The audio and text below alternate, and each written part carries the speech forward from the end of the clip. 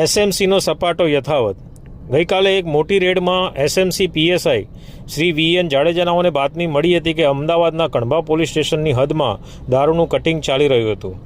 એસએમસીની team ત્યાં ત્રાટકી હતી અને ત્યાંથી 25,793 નંગ બોટલ અને વાહન મળીને કુલ 1,35,00,000નો મુદ્દામાલ કબજે કરી 3 આરોપીઓની ધરપકડ કરી અને અન્ય 9 આરોપીઓને વોન્ટેડ જાહેર કરી તે લોકોને પકડવાના ચક્રો ગતિમાન કર્યા છે।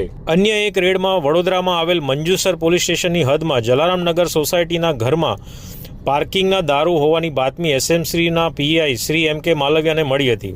બાતમીને આધારે રેડ કરતાં ત્યાંથી 3,295 નંગ બોટલ અને એક વ્હીકલ મળીને કુલ 21,79,000નો મુદ્દામાલ કબજે કરી 2 આરોપીઓની ધરપકડ કરી અને અન્ય 2 આરોપીઓની શોધખોળ આદરી છે। આમ એસએમસીએ એક જ દિવસમાં 1.5 કરોડથી પણ વધારાનો મુદ્દામાલ અને દારૂ કબજે કરી સન્નાટો મચાવી દીધો છે અને બુટલેગરોમાં ફફડાટ વ્યાપી ગયો છે। જસ્ટિન પરેરા, આમ તક ન્યૂઝ બ્યુરો, ગાંધીનગર।